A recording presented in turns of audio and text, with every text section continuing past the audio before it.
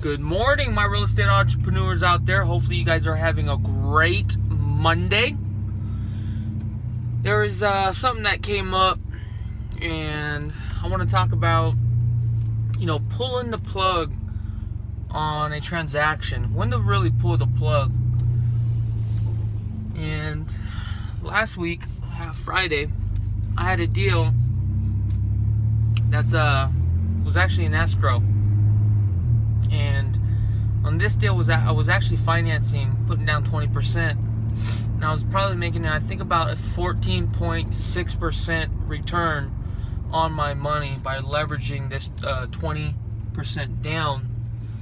And in the contract, I had a 45-day closing because of the new TRID guidelines, and the lenders will need some time to execute the deal.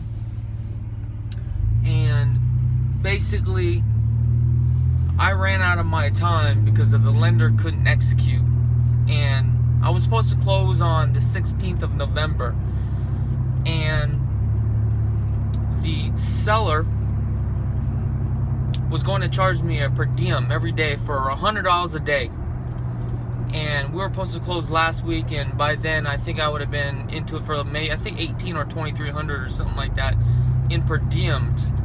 But the problem is that on this deal, I'd have been making about $250 a month on passive income, which is great. But because it was going to cost me around $2,300, it would have took me an additional year just to get that money back, and it really dropped my return from about 14.6 down to about 8 or 9 at the time I ran the numbers. And it just didn't make sense. But I was so emotionally involved to the property because I wanted to close out in November with 2 more investment properties, and I was just so dying to make the numbers work.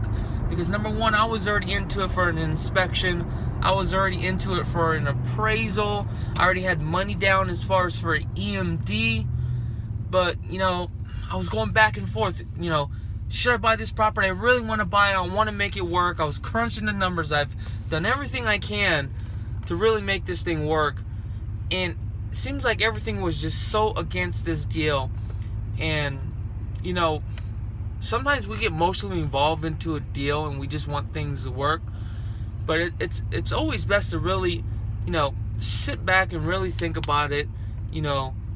Reflect who you are as an investor. What kind of returns what kind of returns you should be expecting, and when to know, to pull the plug. And it took me a couple days. I had to really sit back and get that emotion out of the situation, because it's really about money. It's really about running a business. And I almost fell victim to that in becoming a regular purchaser, not an investor.